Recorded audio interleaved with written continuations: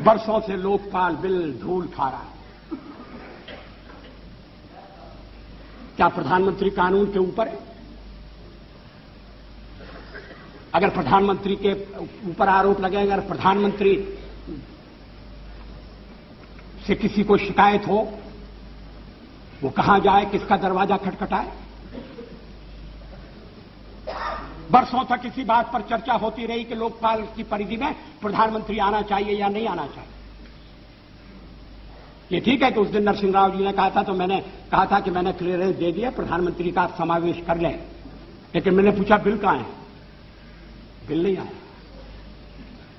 और मामलों पर अध्यादेश, सदन स्थगित होने के बाद और मामलों पर अध्यादेश जारी करने के लिए यह सरकार तैयार हो गई, ऐसे मामलों पर जिनका संबंध वोट बढ़ाने से था, वोट बैंक की राजनीति।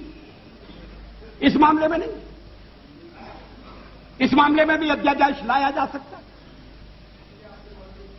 उस दिन मेरे मित्र इस बात की शिकायत कर रहे थे कि अदालतें बहुत ज्यादा हस्तक्षेप कर रही हैं। शायद कॉमरेड इंद्रजीत गुप्ता थे। जुडिशियल एक्टिविज्म,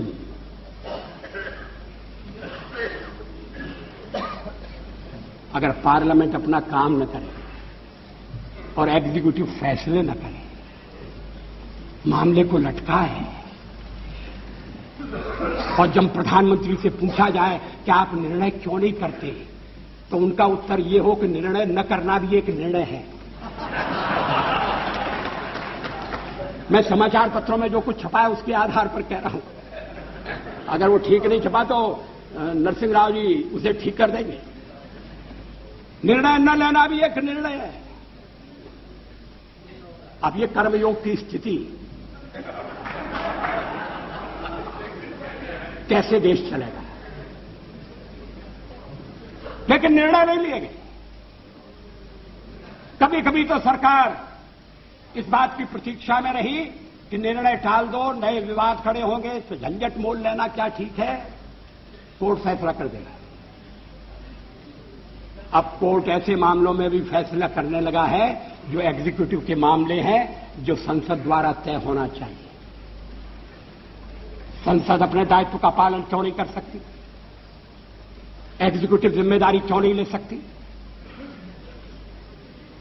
लेकिन इसके लिए एग्जीक्यूटिव, इसके लिए कार्यपालिका ईमानदार होनी चाहिए, चुस्त होनी चाहिए, मामले लटकाए नहीं जाने चाहिए। लेकिन ऐसा नहीं हुआ। ऐसा होना चाहिए। हम करना चाहते हैं, जो भी आएगा उसे करना पड़ेगा, नहीं तो कोई 12 दिन रहेगा, कोई 6 महीने रहेगा। इस देश की जनता के साथ यह अन्याय होगा। लोगों ने अपना कर्तव्य किया है। अगर आज त्रिशंकु संसद है तो उसके लिए मतदाता दोषी नहीं है। शायद हम मतदाता के पास ठीक ढंग से अपनी बात नहीं कहते। कभी कभी तो मतदान की कमी देखकर ये चिंता होती थी कि क्या लोकतंत्र पर से लोगों का विश्वास उठ रहा है।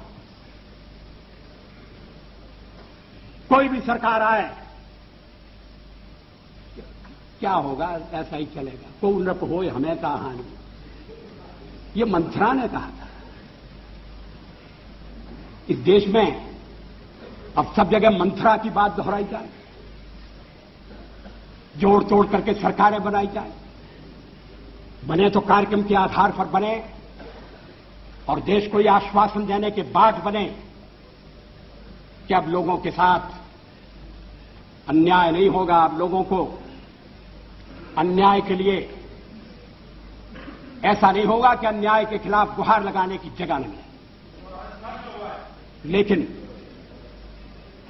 इसका तो कोई नक्शा दिखाई नहीं देता। राष्ट्रपति महोदय ने बुलाया हमें क्योंकि हम सबसे बड़ी पार्टी के रूप में उभरे, अपनी विचारधारा के साथ उभरे, अपने कार्यक्रमों, अपनी नीतियों के साथ उभरे।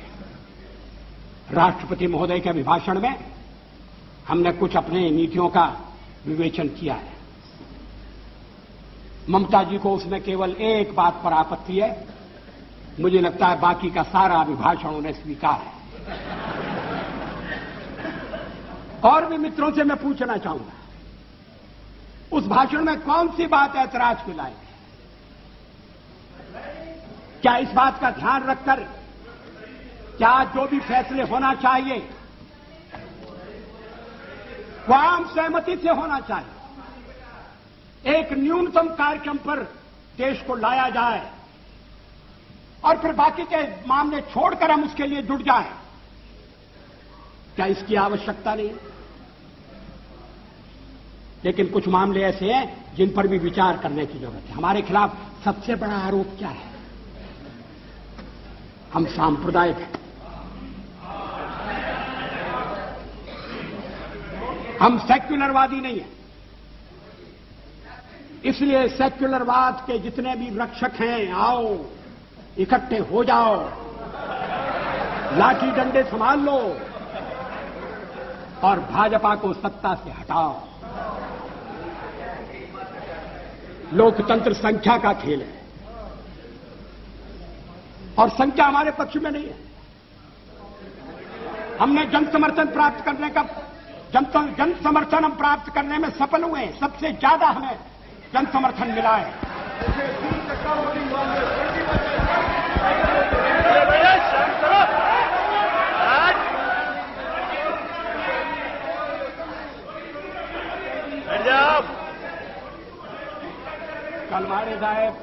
कलमाड़ी साहेब काय म्हणतात मला ऐकू नहीं येते। कलमाड़ी साहब क्या कहते हैं ये दूसरों को समझना मुश्किल है।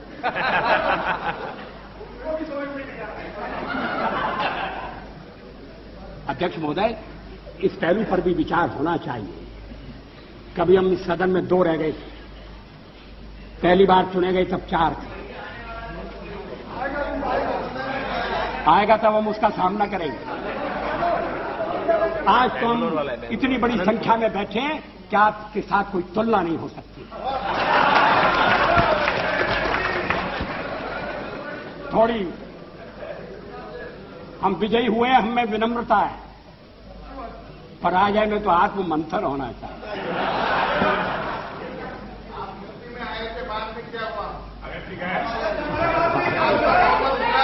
आप सारे देश में थे, अब क्या हो रहा है? अब आप इस स्थिति से आप संतुष्ट हैं तो मुझे कुछ कहना नहीं, मैं इसमें पढ़ना नहीं चाहता। इस देश में इस समय लोगों के विचारों में मंथन चल रहा है, चिंतन की दिशाएं बदल रही हैं। लोग पुरानी मान्यताओं को फिर से कसौटी पर कस रहे हैं। मेरी समझ में नहीं आता कि जब संविधान के निर्माताओं ने शादी ब्याह के एक कानून बनाने की सिफारिश की और यह कहा कि राज्य उसकी तरफ ध्यान देगा, तो क्या वो सांप्रदायिक कारणों से प्रेरित थे? क्या यह सांप्रदायिक मुद्दा है? क्रिमिनल लॉ एक है, सिविल लॉ एक क्यों नहीं हो सकता? गोवा में अभी भी सिविल लॉ एक है। अगर मुस्लिम मित्रों को उसमें कठिनाई है तो वो कठिनाई आकर बता सकते हैं, ये कह सकते हैं कि हमें थोड़ा और समय चाहिए अपने समाज को तैयार करने के लिए। ये नहीं कहा जा रहा है और दल भी इस बात के लिए उन्हें प्रेरित नहीं कर रहे हैं कि थोड़ा बहुत तो संशोधन करो, वक्त बदल रहा है।